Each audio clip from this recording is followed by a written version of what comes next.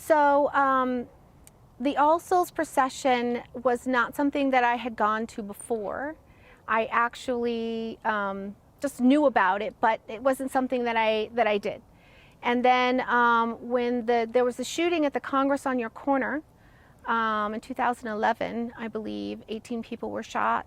And I was very ill in bed, and I had been in bed for a long time, just barely making it. And I saw that, and there was a notice to come out and be an angel, and an explanation of what an angel was, and to come and hold space for the people who are grieving, a loving space against the Westboro Baptist Church that may also come. And so I participated with like 20, 25 people that were a part of that. And then we were called down to the All Souls procession by Melanie Cooley, who knew Kat Sinclair, who was a professor at the U of A, I think an assistant professor. I know she was employed there. And she was in charge of everyone. So we all gathered together. She explained what we were going to do. We had to go through a little bit of training. And then we would come every All Souls, and although I think I have some more people coming this year, which would be lovely. And I do it by myself, I think, because I've been doing it a while. I mean, I've been doing it since about 2011. I think I've missed a year or two. I love it, one, because I want to find a way to mean something in the world. And with my disease, my illness, it's very difficult for me to communicate with other people, be in space with other people, show up for things. So this is my one reason to go out in the world and stand at the front and say, I can do something good, even if it's only for one day. I want to shield people from that kind of energy when they're suffering. Because the All Souls procession is about celebrating someone who's passed and also grieving and suffering. And I think it's important for us to learn how to reduce the level of suffering in society. I think that's how we're going to survive what is happening to our world right now, and it's super important. And I also want to leave a legacy for my daughter, because I don't know how long I will survive, if I'll get sick, if I'll get hit by a truck. Who knows? Terrible things have happened, and I want to leave a mark, and this is my mark. Besides, it's fun, and I think it benefits the community at large, because really, I don't want to say in general, specifically, it is not the people that come and perform their Christian dominion, screaming, yelling, at people at the funeral, that really actually creates any physical harm. They're creating a mental and emotional harm, and that's not okay. And that needs to be addressed. It needs to be de-escalated. But the physical harm comes from the people in the crowd who are angry at what's happening. And they've marched and they hear someone screaming and yelling horrible things, or advertising their church with a bullhorn at the funeral, which is, at the procession, which is basically a funeral, which is such an unloving act. And so when people come, they're ready to be angry, but then they see me, and I'm kind of standing there as a signpost to basically say, yes, we understand your frustration and what is happening, and we're acknowledging it, and we got it covered. And then they can just continue. Yeah. And so the angels were created so the angels isn't something that I have created. It's something that was created by Romaine Patterson in response to Matthew Shepard's death in 1998, I believe. He's a young gay man who was tied to a fence post and beaten and left for dead. And the Westboro Church was coming, or it could be another church, but I'm pretty sure it's Westboro. And her friends, her and strangers and friends came together and said, we will not allow this to be seen by the people who are grieving over this boy, this young man. And we're going to go, and what we're going to do is we're just going to block the message of hate. We're just going to stand, and we're just going to hold a deep, loving space, and we're just going to block the words.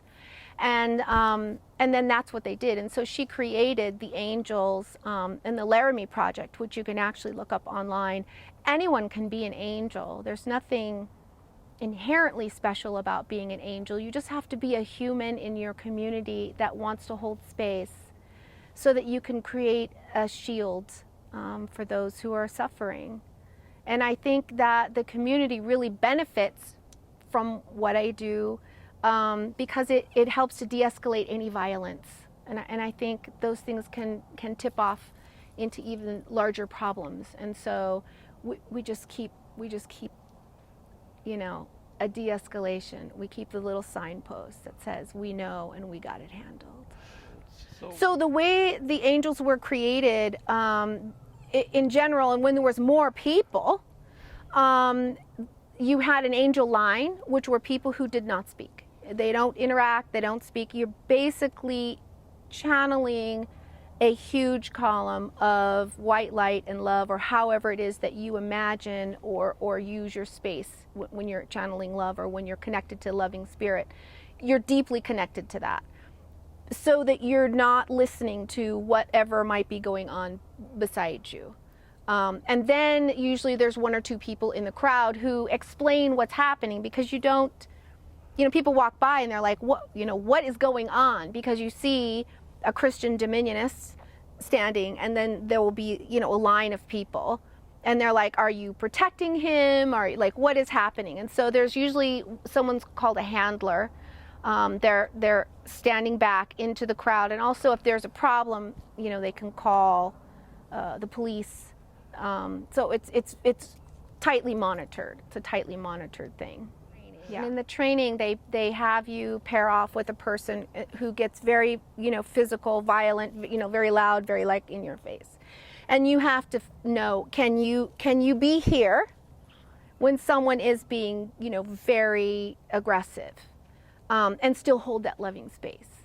And sometimes you can't. I mean, even if you've trained, sometimes you can't. But also too, it gets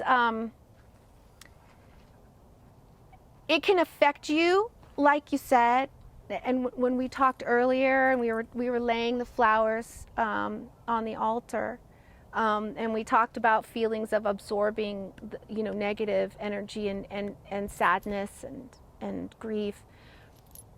You have to be really filled up in order to handle that kind of space. I learned, because if you don't come at least a little bit prepared, you could not be able to handle it. And when we had a long angel line, people would step out. You'd hold your hand up, and the handler would pull you out, so that you, if you couldn't handle it for a while, like you need a break, you could step out.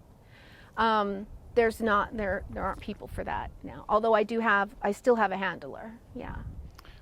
If I can get a direct communication eye to eye with the person, I'll believe there is a magic that happens, because I make sure that I am completely filled with love when I approach, so that they don't feel threatened, because I'm not there to threaten or cause a problem.